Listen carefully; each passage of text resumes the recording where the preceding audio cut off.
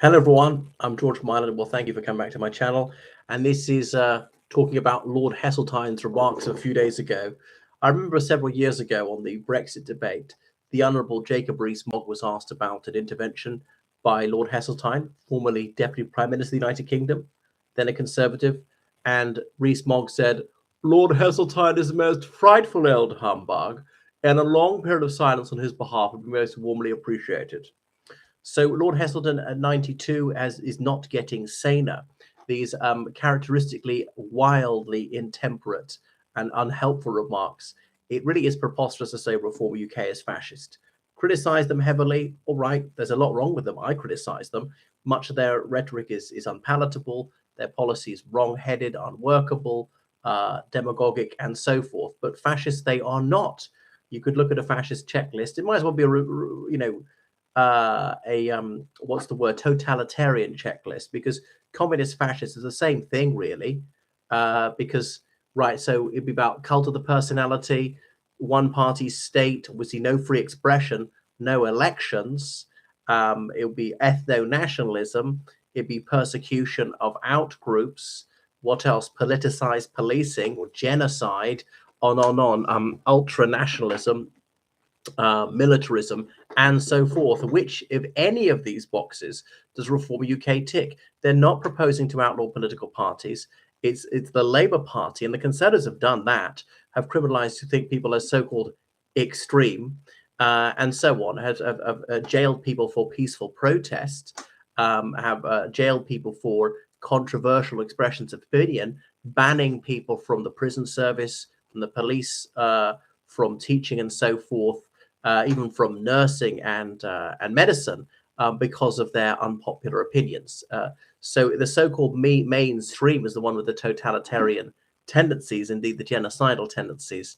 It really is ridiculous. So Reform UK is not saying that people shouldn't be allowed to demonstrate, or whatever. There should be no elections and no other political parties.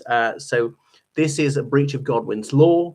So that is to say, was it William Godwin about 1990 said, the sooner people compare something to the Nazis, the sooner that rationality is out the window. It's ridiculous, preposterous, and what would be the other word is hyperbolic. It's irresponsible.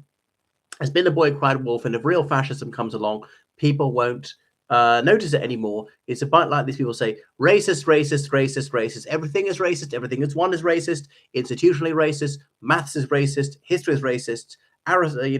Statues are racist. Street names are racist. City names are racist. Absolutely everything and everyone is racist, racialist, racist. It is ludicrous and sickening, and people obviously won't recognize real racialism, and people are fed up and offended by endlessly being accused of racialism, especially when the accusations are utterly bogus. So that is Lord Heseltine, who is a Euro fanatic. He's the anti-democratic one, say that the United Kingdom should stay in the European Union against the settled will of the people. The whole purpose of the referendum was to determine whether the United Kingdom would stay in the European Union or withdraw from it. And the choice was to withdraw from it. So he's totally against that. We see he has this disdain for ordinary people. So he is a bigot, smug, and self-satisfied. He's 92. He's irrelevant. He's not going to live much longer. Deputy Prime Minister when the United Kingdom faced a sort of political meltdown of the Conservative Party under him and John Major. So in that sense, a disastrous politician. Wow. Someone who even voted for the Liberal Democrats, so he's no Conservative. What on earth are they going to do that's fascistic? Now, I've strongly disagreed with Reform UK policies. I don't want to see millions of law-abiding people deported, those who've got indefinite leave to remain, who might have contributed to the United Kingdom for decades, married to British citizens, the mothers, the fathers of British citizens. There's no reason they should be kicked out.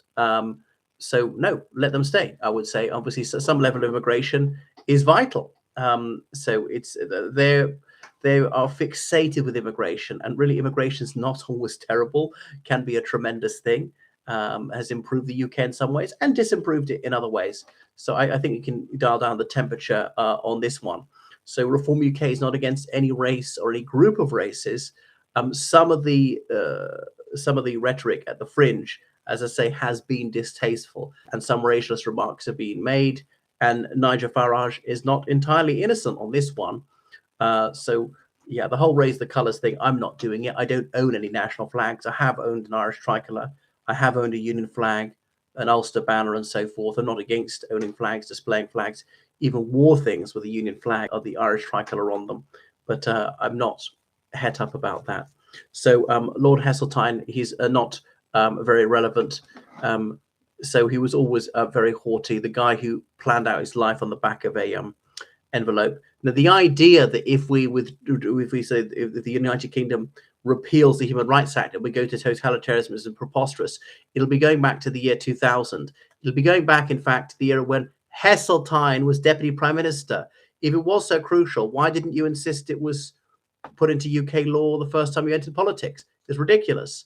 And the United Kingdom helped to draw up the European Convention of Human Rights. David Maxwell Fyfe, sometime Home Secretary, was vital in all that. So 1951, the United Kingdom signed it and ratified it. Much of it was in British law for decades or even centuries prior to that. Much of it's unobjectionable. Some of it is objectionable, and it's obviously these convention rights, these rights arising of the ECHR, which were domesticated in 2000, and judges interpreted British law in consonance with the ECHR where possible. Sometimes it's impossible. They'll issue a declaration of incompatibility, and Parliament may rectify that or not. But is on these convention rights, as in rights arising in ECHR, on that ground, judges have often disallowed attempts to deport people. So just controlling the border, preventing illegal immigration has become impossible, partly because of that. So anyway, he's a pub bore on this one, going to the European movement, which is these Euro fanatics, these anti-democratic elements. Now, I mean, I'm not against a second referendum on the EU, totally, but you have to wait a generation. People say forever. We know that forever doesn't exist in politics. If we wait another 20 years or something, then we could consider. A lot of people who voted leave or remain would have died. A lot of people would have been born or turned voting age who weren't even alive at the time of the previous referendum, and so on. So it's absolutely ridiculous and grossly offensive, totally false to say that they are what a fascist. He will never have any part in the populist extremism of Nigel Farage. Well, I'm not sure what is extreme about him. Extreme is a thought-terminating cliche. Well, if Farage is on the extreme, so is Heseltine if he's the complete opposite. Extreme is not necessarily a bad thing. Extreme sometimes means ahead of your times, or it means valiant. It means honest. And obviously, the establishment control freaks, that's what they're trying to use to smear people all the time. Okay, so Heseltine doesn't want Farage near number 10. Neither do I, actually. Farage, I used to have some respect for him, but I've really gone off him several years ago. Is very distasteful.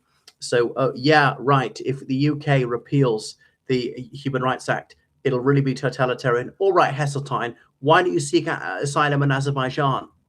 I'd like to see that, honestly, because that'll be better. You be getting on a boat over there because the UK will be so totalitarian.